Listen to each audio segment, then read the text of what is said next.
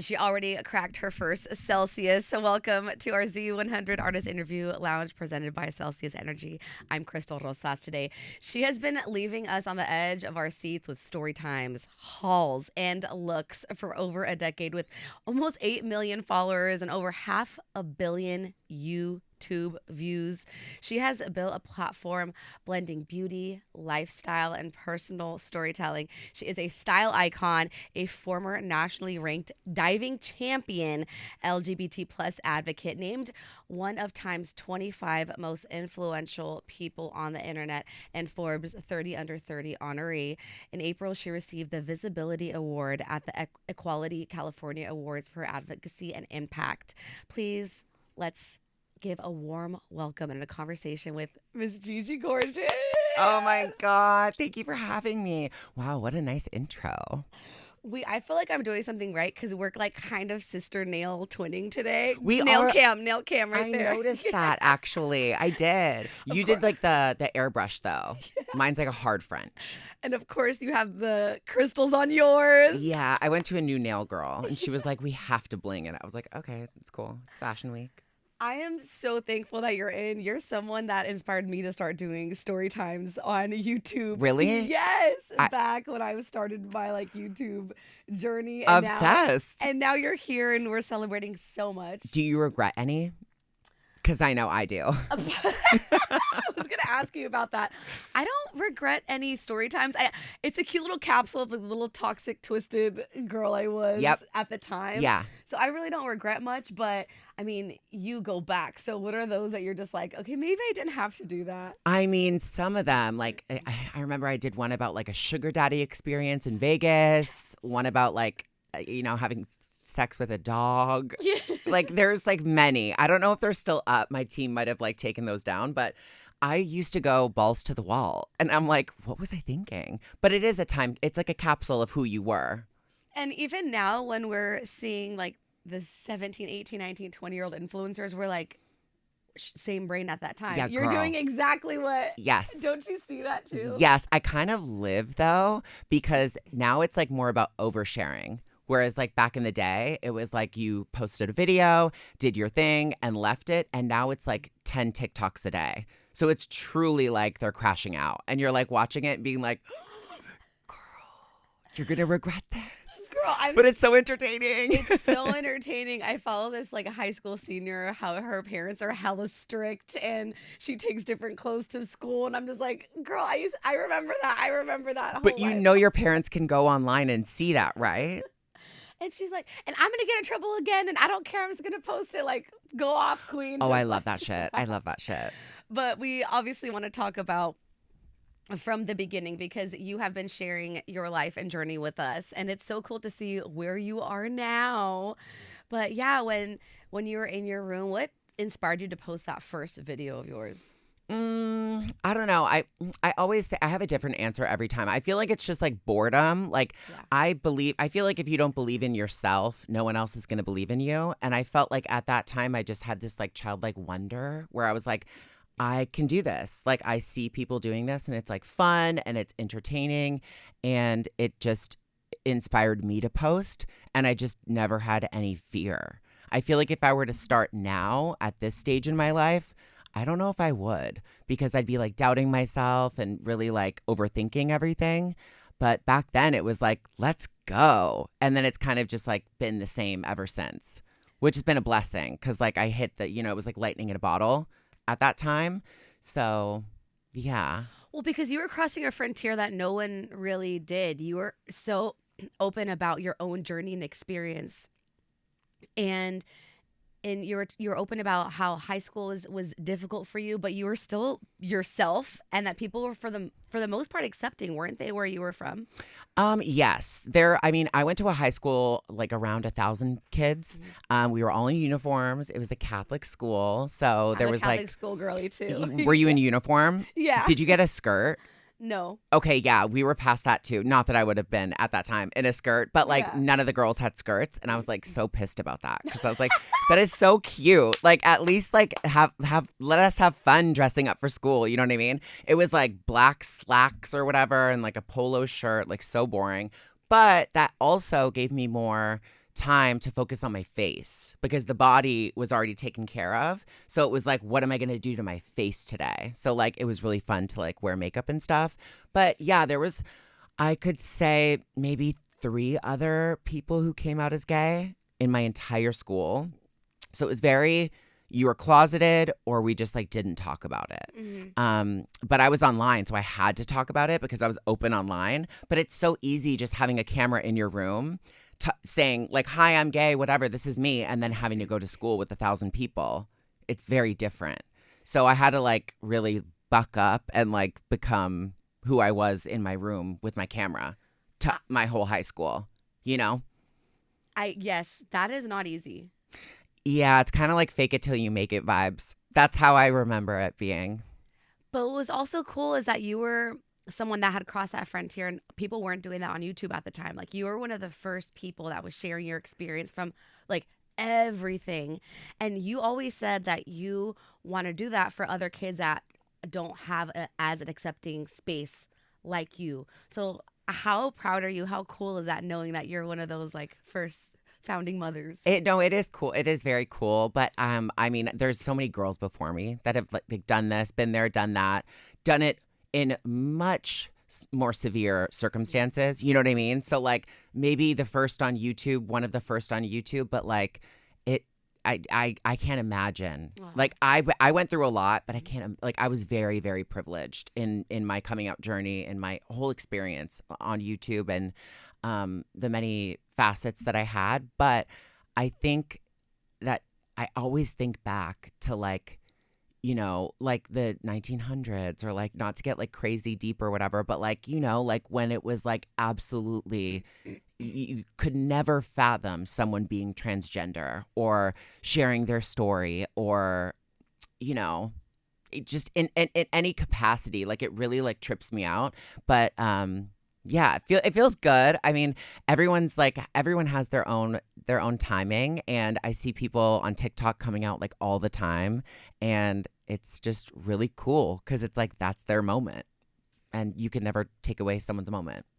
And what's also been heartbreaking is that people have been trying for so long to take other people's moments away. And what was a cool YouTube kind of like connect was that we saw Nikkitutorials when she took it from herself. She was like, someone's trying to out me here. Like, I'm just going to be honest. What was it like for you to like see someone like that? Oh, I remember the day Nikkitutorials came out. I gagged on my fucking cereal. I was choking. It was insane. I remember, I think the title, the thumbnail was like, I am trans or I am transgender or something like that. And I was like, not another one. Not another one. I was like, she's rage baiting. I just didn't believe it. And then watching it, I was like, oh my God, this poor girl has been through so much. And to be blackmailed in that way because of your identity is just so sick and twisted to me. Like, I can't imagine how she felt. And I'm so proud of the way that she handled it for herself and also like the community. Like, it was respectful. It was gracious. She really handled it like a beauty queen. And I, you know, tits up to her. To her. Yes. No, it is so true. And I'm right with you. Like, and it was an odd time. It was an odd time. So just like you were like, wait, what's going on? Like, do we know who did it? Who blackmailed her? Like, did that come out? I never. Because I feel like it was like a makeup person, wasn't it? Didn't she say? That they were like a hater. They got mad about something. Yeah, stupid. like she didn't like do enough for a deal or something. Yeah. And it was a guy, she said. It was a male. Death to him. Death to all of them involved. No, she's thriving now. Oh, totally. Always has been, though, you know? Always has been. Must have been a really big weight off her shoulders, too. Yes, for real. Because that's a big secret to keep. And so many people, again, are so thankful that you were able to come out in your own way, in your own terms. And so then that shift from when you're just posting on YouTube, like how quickly did it become where you're like a YouTube star now, where you're getting recognized and it's kind of a thing?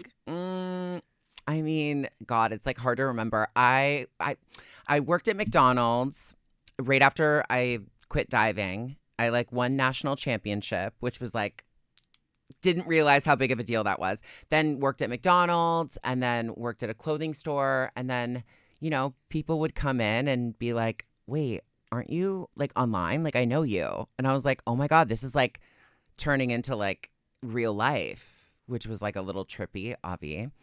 But yeah, and then it was like kind of just what I fell in love with. Mm-hmm. So it was like my whole life, Mm-hmm. I guess. Yeah. Mm-hmm. And like now it is again, still. And at that time, were you able to live off of YouTube? Yes.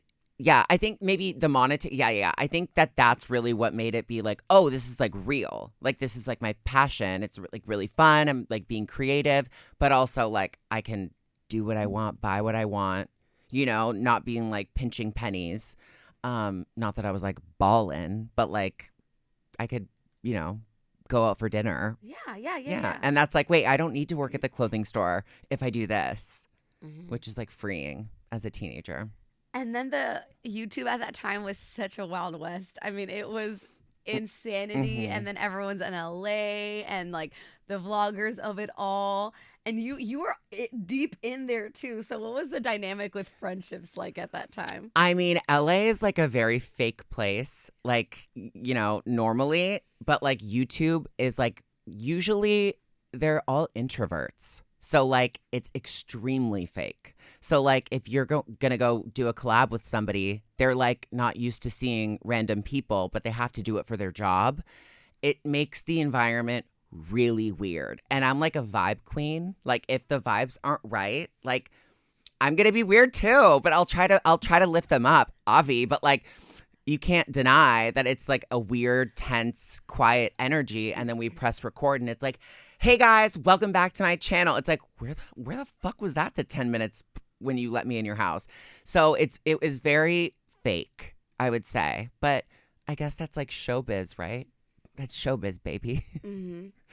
But you still have some of those close friends. We just saw you with Trisha. Oh, yes. Well, there are really, really few good ones. And Trisha's always been like so amazing. I've always loved her. She was one of the first people that actually like kind of like took me under her wing. She lived in a place that she's not at anymore, so I feel comfortable disclosing. But she was by the beach in Marina del Rey. And I remember, taking an Uber out there several times, and we just had like the best time. She was like a girl's girl, so cool. And I was like, oh, like YouTube people aren't all weird. And she was like, so cool. And like one time even she was like, we should go see Britney Spears in Las Vegas. And I was like, okay. And she's like, come to my place in Marina. We'll get our hair and makeup done. And then we'll go fly the same day. And I had never done anything like that. So I was like, that's cool. And we did it. It was iconic. And we stayed in like the Barbie suite. I think it was like at the Cosmopolitan, I want to say. There's a video online if you want to watch it. But yeah, she was like, she's everything. And that's one of the good ones. And then even seeing your different series that you've came up with over time, like The Avenue, it was such...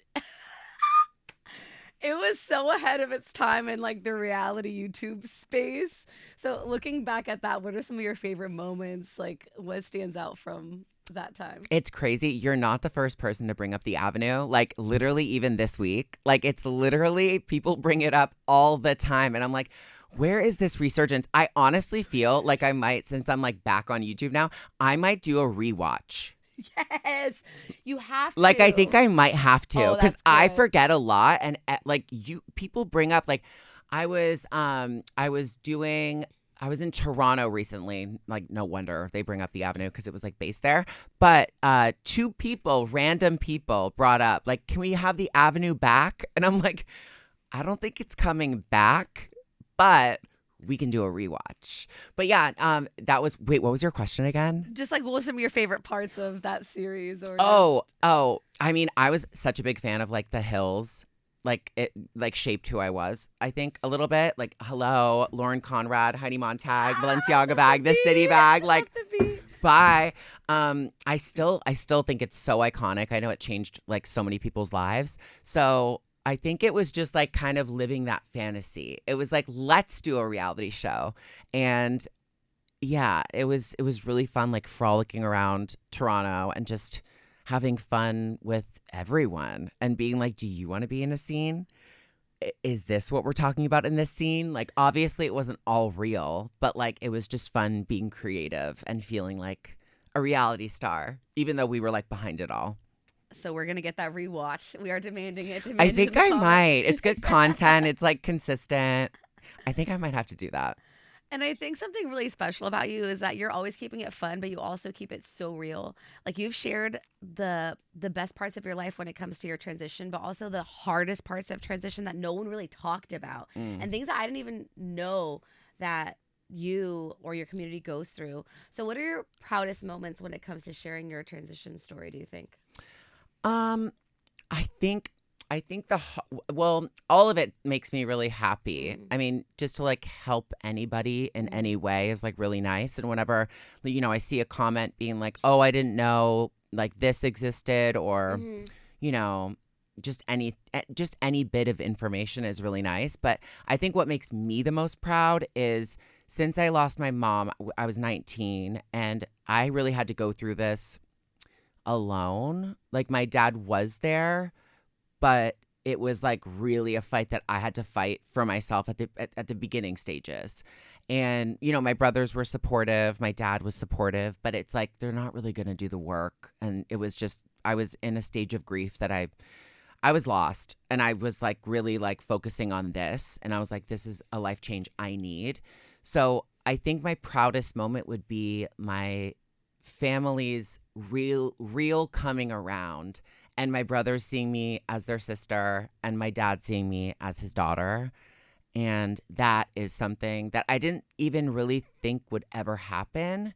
And I think that a lot of trans people have the same experience or thought process. They just think, I am transgender, this is fine, but like nobody's going to get on board and everything is just going to be like on me. So when everything really, like, it takes, a couple years, but like when the pronouns start really flowing naturally and the name is like not a challenge, it's like, oh my God, like this is I'm meant to be. This is who we are all meant to be. So that was probably my proudest moment, where I was like, I did that. And me and my family did that. And me and my friends did that. Like it's a community. It's my dad said in my movie, This Is Everything. He said it wasn't just you transitioning. It was me transitioning and the family transitioning as well. And I, at the time, being the Taurus that I am, stubborn as hell, I just thought, it is me transitioning. You're not doing shit. What are you talking about? But it really is. And it's a change for everybody. And it's a loss and it's a gain in many ways. But I am just so happy now where I'm at with my family and my friends, where it's like, it's just me. And it seems so long ago, but it's one of those situations where it's like, it feels like yesterday, but it also feels like 20 years ago. You know what I mean? Like one of those like memories. So yeah, and I feel like it feels the same to them, but also at the same time, once you relearn somebody in their transition, it's so hard to go back. Like, it's like, you've always been this girl. You've always been him, whatever, And I've had many experiences. Obviously, I have many trans friends in my community and family. And it's crazy to think that they were ever not them. And I think that that's important to remember. Thanks for sharing that, because I actually never thought of that perspective. You're saying that like the proudest moment isn't about you accepting yourself. Like you've already been accepting yourself. It was like the people that you love the most, just completely like agape love, just knowing who you are, and like that situation. I didn't think about that. I mean, it's a gag. It's a lot. There's a lot of moving parts. You can just gag and fuck off, or you can like really get in it. But it feels better to like get in it. It's always going to be awkward. It's always going to be weird, right? Like any life change. Yeah. Mm-hmm. What about you? What's your proudest moment in like your career or like life? Well, I think when your family is proud of you, right? When your family, like my nephew, whenever I go home, he's like bragging to his friends or family about what I do here in New York, and it makes me feel. I'm from California. I'm from the Bay. Amazing. So being all the way out here, it's hard. But whenever they like support me or just like see the bigger picture of what I'm doing here, it makes me so happy and thankful. They're like, oh my God, Hollywood is back. Exactly. So that's definitely for me. But no, like you just said, it changes is hard. And when you just dropped your video, like talking about your divorce and that really rough part for you, I mean, thank you for sharing your love for the past few years. And it'll have its highs, it'll have its lows, but that's okay. Like that doesn't mean that you're not the person you are. Or you don't have love for that person. You put out a song years ago, like a single song. Yeah. So now we're like reflecting on that now in this era. How different does that feel now being single again? Oh God. I mean, being single now is wild. Being married, obviously you make vows that are going to last forever. Yeah. So I never thought that I would be single again, Yeah. but you know, shit happens. Yeah. And that single life video I did, I had a lot of people saying, "Are you going to do another one now that you're single again?" I was like, no. Just like the Avenue, I'm not going to do the Avenue again. I'm not going to do a single life video again. I think that was for my 20s, where I was a little bit more reckless, a little crazier. You know, I'm still batshit, Avi, but I think that was just the times at that time. And now it just feels, I think, you know, I will say, I think being in a situation, relationship, career, whatever it may be, I feel like it can drain you of who you really are. And you just turn into this version of yourself that's like not really actually you. Like you can look in the mirror and be like, oh yeah, that's me. But like, who am I actually looking at? And that's kind of what was happening. And I feel like now that I'm single and, you know, out of that and whatever, I'm speaking for myself here. I think that I can finally be me again. And I feel like I'm like really like locked into like who I am. Like every day when I wake up, I'm like excited to be me. Whereas before I was like, I felt like a caged tiger. Like I felt like I was like or like a, you know, Lumiere from Sleeping Beauty or Beauty and the Beast. I felt like my light was like dimmed. And now I feel like I'm at like full Lumiere vibes. And I'm like so excited. Like I'm here for New York Fashion Week by myself. I'm here for a week and I'm like, let's go. Whereas before I'd be like scared or insecure or, you know, many things that happen like when you're in a situation where you're not happy. So that makes me excited. Like it's like cute. It's I can talk about it now, but before it's like obviously you don't want to talk about it because it's like it's not real. Like, you know, let's move on. Like this is like awkward because I'm still in it. But now it's like I'm good and I feel good and like happy. I feel that. Do you? I do feel that. Did you wear pink today for me, by the way? This is my color, girl. Okay, pink. Okay. I was just looking at you and I was like, wait. This is going to look really good. You have to raise me, Gigi. Like, you literally, like, you are the goal. So just know that. There's just so much pink everywhere. Yeah, you helped with this. So, well, congratulations on that. I know it's not easy. I know like the public's perception of things is like one other conversation. And just like you being able to be yourself again and like no one needs to know or knows what happened there, but like you just feeling like your light was dimmed, but now like you could breathe again and you're going back to that girl that you were, right? And it's really empowering because a lot of women and a lot of people are stuck in those situations and it's hard to get out of that. I know. And not to compare myself to anybody else's situation because I was always fine. I'm just talking about like my emotions. Because, you know, I know ever since my marriage, ever since my divorce, I've gotten so many more stories in my DMs and in person of people's relationships. Like I had like a boyfriend before, but that was never like my core content. So once I like got married and really leaned into that, and then ever since the divorce, it's like the things that I hear people go through, like that they feel comfortable sharing with me because I've shared that is like insane. And I never want people to feel bad for my situation at all, but like it is part of my life, so I do share it. Like that's part of my content. But like my God, like the hugs that I've given, like the cries that we've had, it's like crazy. Like no, I feel like you kind of sometimes feel like you have to be guarded with your emotions or like what you share, because there's always those comments that are going to say, oh yeah, well, blah blah blah, me, right? And like Yeah. that's just, it's not a fair life to live. Yeah. And to that filter that you just naturally have because of years and years and years of that. Mm-hmm. So I think I just want to reassure you that even though like there are those people, that's okay to share your story and who you are. Like, it's not, life isn't about comparing whose suffering is worse than another one. Like, we're all just living life. Yeah, exactly. I mean, that's like a very like emotionally advanced way of thinking. People are like so like little in the way that they think. I feel a lot of the time I'm like, really? Like, do you go outside? Have you lived life? Like, what are we talking about? A lot of the time I'm like, girl, get a grip. Yeah, or just relax. Grow up. Like, it's okay. Yeah, I know. And You that's know? the thing. And people still sometimes see us as when they first saw us online. And it's like, that was 10 years ago when I posted that. Or like, I've gone through a lot since then. I could change. You Right. can change. We can change. Exactly. And I feel like Grow. also in this industry too, like I feel like we watch people on Instagram, online, whatever, YouTube, TikTok all the time. We can make judgments, right? We all do. Like you could be like nice about it, but like we all think certain things. But then when you meet the person, it's so different because you're like, oh my God, you have like a human body. You're like blinking in front of me. Like it changes everything. So I think just go touch grass.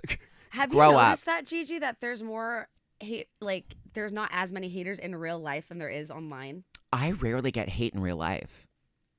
Honestly, I think maybe like a sassy question at like a Q&A or something is like the most hate I get. I think I get hate like shit talking like behind my back maybe in person, but like a lot of the times in person it's like, oh, like she's real. You know, people like see you for like an actual human being. Mm-hmm. And I think that changes perspective a lot. It's not like, oh, you're just on my screen, saying something I don't agree with or whatever the fuck, Yes. And you hit your documentary, but you also have written a memoir, which was so awesome. Thank you. That is not easy feat to write a book. So what was that like? It was cool. It was really cool. I had fun with it. It was very like emotional, I feel like not like writing. I guess it's kind of like writing music in a way, which like I'm not a musician whatsoever, but like to really sit there and be like, what did I feel at this time? How am I feeling right now? It's very raw. And I feel like I don't people like journal like every day? Isn't that like a self-help thing? I don't do that, but or whatever, like meditate. I sound so dumb. No, you don't. They do. People do journal every day. Yeah, but like, I don't know. Like I do like gratitude. Like I'm grateful. Like if I wake up like with anxiety or whatever, it's like I'm grateful for this. I'm grateful for that. Like this simple things. Really looking back at your life, you forget a lot. And like really deep diving is like something that I encourage everybody to do, because it's not even if you're writing a book. I mean, I think that everybody should write a book on their life because everybody is like so intriguing and unique. And like, I'm so curious, even walking around. Okay. So New York City is one of those places that I walk past people and I'm like, they have a life. They have, you know what I mean? Like I just look down every like door into every building and I'm like, this is a business that somebody is passionate about. This is a restaurant that, not like chain restaurants, but you know what I mean? Like, it's just, there's so much going on that I'm like so curious here. And I feel like everybody should just write their shit down and put it out there because it will affect somebody. Somebody will relate to it. And I think that that's what I did because I was like offered that, but it felt really good. And I feel like everybody deserves that. What did you learn most about working on your memoir, He Said, She Said? I think I reflected a lot. I reflected a lot on my mom, I think. That was the biggest one because I compartmentalized a lot about her passing because I was so young and I had to be strong for my brothers and my family and my dad. So I think, grief is what I really reflected and learned the most about. Wow. Because once you sit in it and you really have to write about it for months on end, I mean, the book took like a year and a half. Mm-hmm. So that was one of the things that I was like, whoa, I didn't deal with that. And I don't know if I actually fully have, but I learned a lot more about our time together. Aww. And then your documentary that premiered at Sundance. I know, pinch me, gag. Hello. That was a gag. That is so, so cool. And I feel like the world got to see more of you in different facets. I loved watching it. What was your favorite part of working on it? Oh my God, thank you for saying that. Of course. I don't know. I feel like we all have those like moments where we're like, oh no, I can't be on camera right now. Like I look ugly, or like I'm not ready, or I'm not in a good mood. I kind of put all that to the wayside when I did this. I was like, I'm going to transition. I'm only going to do this once in my entire life. Like I don't plan on transitioning back ever. So I was like, let me document everything, like the good, the bad, the ugly, the gorgeous, whatever. So I really just went balls deep, literally. And it was great. It felt great. I passed over all the footage. I've said this a billion times, but I literally put it all on a hard drive, gave it to the director, the editors. I was like, do whatever you want with it. This is my transition. And it turned out great. And we're seeing you evolve even more now with the Gigi show. Yeah. Oh my God. Yay. Oh my God. Only 2 episodes in as we record this. But yeah, it's going to be a long-standing thing. I've recorded a bunch. I've recorded a bunch more. I'm going to be you soon. Yes, I know. Yes, you're going to be on here giving us hot topics. iHeartRadio, hey. Yes, pull up. What's been the funnest part about starting this new chapter? Oh my God, so many parts. Okay, so the Gigi show is everything and nothing all at the same time. It is like no structure. It's just fun hanging with whatever guest I feel compelled to do. Because at this point in my life, you know, newly single, fresh off a divorce, living in my own place, I was like, let's film a show where people come over and we do a little hangout, we film it, but we really talk about everything. What's going on with them, what's going on with me. We play games. It's fun, it's glam, it's sexy, it's girly. And I'm just so excited to have fun with it. It's just, I just had this idea. I was like, I have to do something that gets me creative now that I'm back in the mix. So I was like, YouTube was where I grew up. So let me do that. But like, let's do a little like formatted show. And I don't know, it's really fun. I'm having fun with it. Let's shoot our shot. Like, who are your top 3 guests that you are manifesting on the Gigi show? Okay, so to talk about, was this on the air? I don't know if we were recording or not, but MGK with the fangs. Yeah, love him. He has a tour coming up. Obsessed. Can't wait to go to that. He's so sweet, too. I know. I've met him several times, and he's always, I think the last time he remembered me, he's like, who is this bitch? Yeah. No, I met him maybe like 3-4 times, but he's really sweet. He's really cool. Like, I guess like shy, soft spoken, but just like maybe confident, you know, like not needing to like be like, hey, like I'm a circus clown. Yeah, love him. I would love to have him on because like he is like in touch with his femininity, I feel. You know what I mean? Like he's like, he could get down with the dolls. I would love, sorry, let me think. I want to give like an honest answer. I don't want to just like say anybody. Who do I fucking love? I would love, well, okay, Paris Hilton. I'm obsessed with her. Her and I are friends, but I think that she just like gives the vibe of the Gigi show. So like I want her energy, and I would love, she did like a cooking show, I think like on Netflix or something. I think that would be really fun to do with her, like on my platform, because like she's like not good in the kitchen and neither am I. So like that'd be fun. And who am I loving right now? You know what? I've never done anything with Kim Petras. So that would be really fun. We could talk about like trans stuff and music. Maybe we could do like a music thing. Maybe get in the studio with her. Oh my God. I'm like so tone deaf. I'm like, I talk all day. I've always gotten in trouble for talking. Auto-tune, who cares? But I would need all that. I'm like, literally give me like T-Pain level auto-tune. Cause like I could never sing. I'm a talker, not a singer. And I'm okay with that.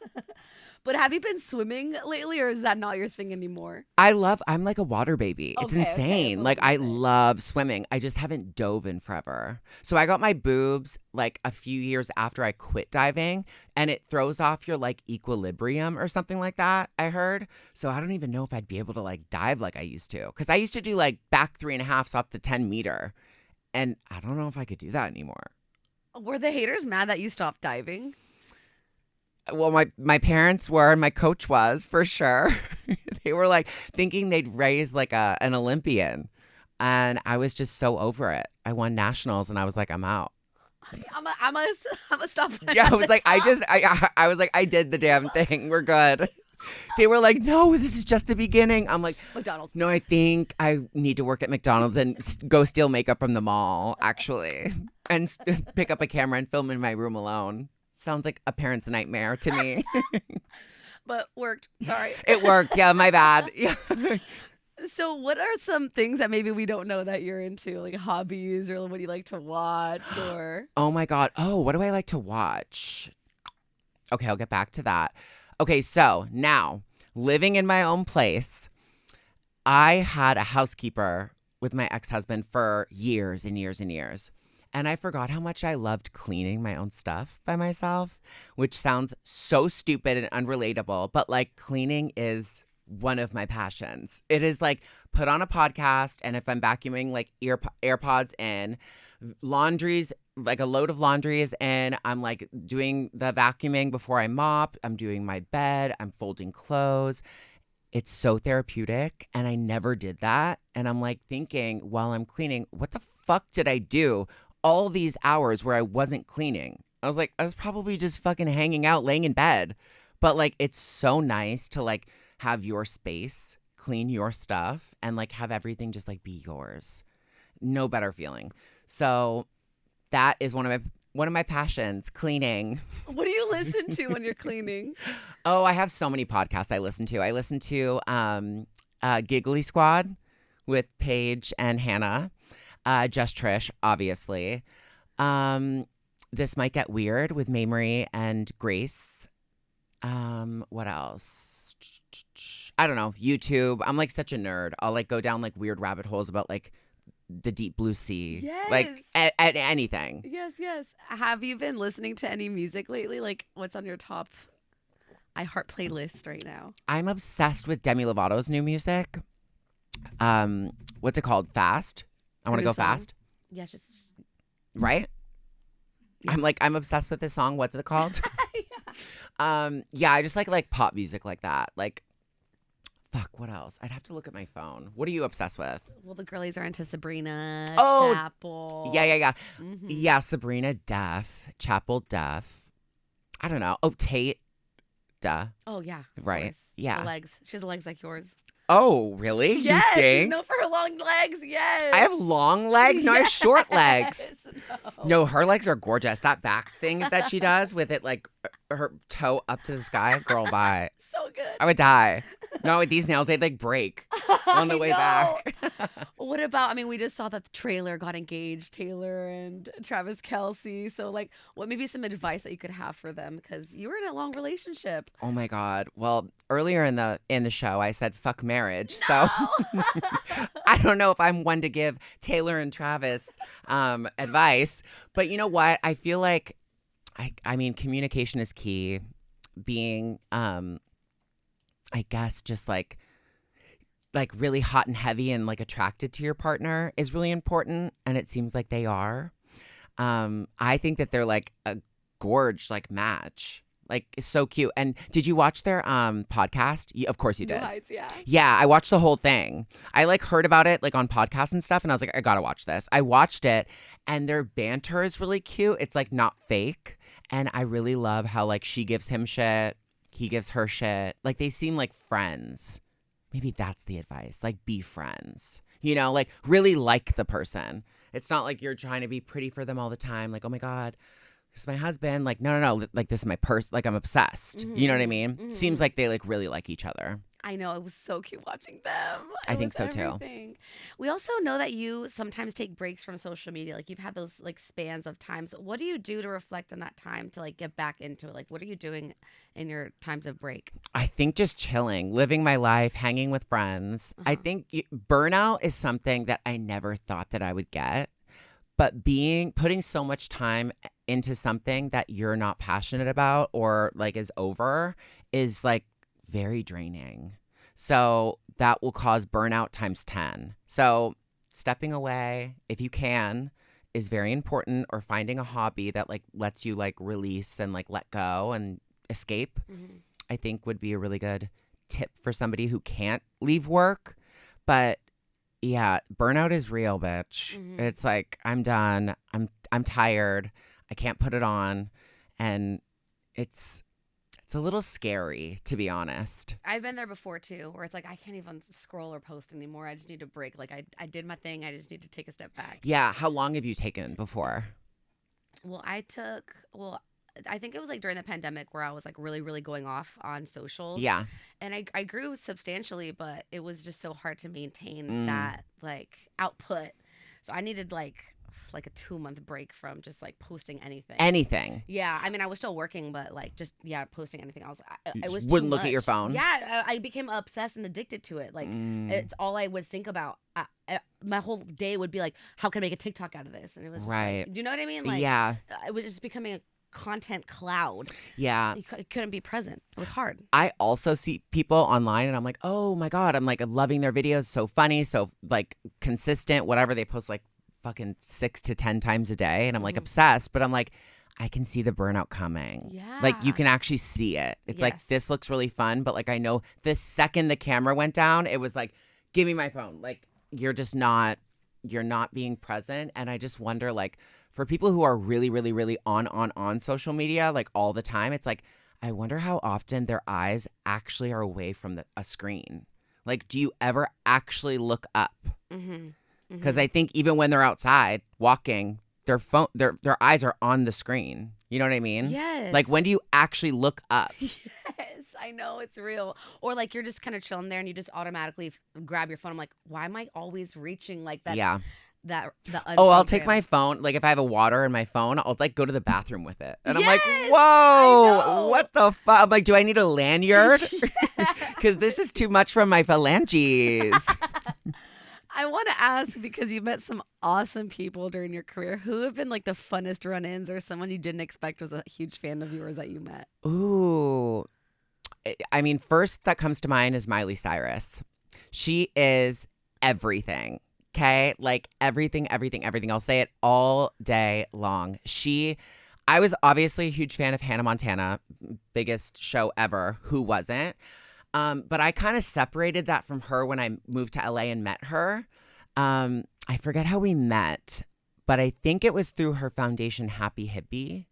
And I definitely went on a photo shoot with her there. And then we did the VMAs together. She had me present. And then she had me on, it was a photo shoot. I forget what magazine, but it was this random house on like Laurel Canyon or whatever. I pulled up. Like she is just, the vibes are always correct with her. I don't know what's going on with her, but like she always puts that aside, and she's so fun and so sweet and so complimentary, and just like you just feel like your best self around her. And I think that that's a quality that I wish that I give off in a room, and she just really does. Yeah, she's everything. She's fucking, in the words of Miley Cyrus, she's fucking sickening. She's like my number one. I haven't met her yet, but she gives that, like, even though she's our age, like that like auntie that like has so much wisdom that like anything she says is like the coolest thing, and you just like still want to be like her. Like she's so everything. No, she's sickening. And so this is also a gag. So my ex-husband and I lived in the house that she grew up in, filming Hannah Montana. So I would like feel like Hannah sometimes. Yeah, like, you know, like the transitions, like, whoa, whoa, yeah, yeah. I would like wake up and think like, whoa, whoa, yeah, yeah. And I'd be like, that's the start of my day. Let me go make coffee. That is so, I didn't know you lived there. That's so crazy. I lived there for years, like 8 years. Oh, Oh my God. Yeah, and her mom lives close by, and I did her podcast, and we were like talking about like how the house is haunted and like all the things, and I was like, "Am I a Cyrus?" Yes. Not anymore. Was there anyone that you haven't met yet that you would love to have a conversation with? Ooh, that's a good question. Who do I idolize? I met Britney. I paid to meet her with Trish. We meet and greet, but we didn't talk. I think we'd have a lot of fun. I see her like on private jets going to like Cabo and Tulum and shit. I'd be a great guest. You feel weird saying anything to her? Like when I met her? No, like when you're on the jets with her. No. Wait, no. I would love to. Oh, wait. You said that wait, on private jets to Cabo, what? I've never been on a jet with Britney Spears. Are you kidding me? I thought you were like on a jet suite next with her. Like, no, oh my God. No, I paid to meet her in Vegas. We spoke for like 3 seconds. I always see her going on jets back and forth to Mexico, like Cabo, whatever. I would be a great guest on that trip. Like, I think she brings like all her gays. I don't know. I might be, being Perez Hilton about it, but I think I've seen photos or whatever. But like, that's fun. I would love to hang with her. I feel like she's a great time. She's real. I like Southern girls because they're just like down. Yeah, for real. How about you? Miley, you said already, but Miley's what's another like one? My number one. Yeah. Oh, really? Miley's Number one? My number one. Are you so jealous of me? I am. The house thing, and then you like actually hanging out with her. No, I'm like too close to her. I'm like, whoa. I love Miley. I think she'd be my number one. Yeah, she is. But just to wrap all this up right now with everything that you are doing and have been doing in this actual moment, how does it feel to be Gigi Gorgeous? Ooh, it really feels gorgeous. Like, I truly feel like creative, free. I mean, honestly, I started back on YouTube, I don't know, a couple months ago, I would say, a month or so. And now I'm doing the Gigi show and everything. And the amount of people that have reached out to me and been like, oh my God, so happy you're back. Happy to have you back. I'm like, back? I'm like, did I really go away? And then I have to think, I'm like, I kind of did a little bit.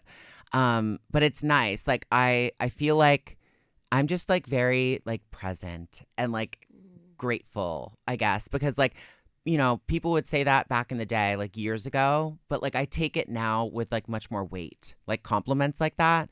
Whereas before I'd be like, oh, thank you. But like now I'm like, really? Like that is so nice. I don't know if it's just maturing or divorce, growing up, whatever. But I don't know. I'm a down ass bitch now. I'm like, let's go, honey. Every day is like a little adventure and I'm like so down. Whereas before I didn't have this like excitement. So I'm just like gorgeous and excited. Period. Well, we are so thankful again for you stopping by. I know you have so many things to do here at Fashion Week in New York this week. And it's really great to see you in this place. It's really great that you're back on YouTube. And we just cannot wait to see more on the Gigi show. So yes. Oh my God, love you. Thank you for having me on. Of course.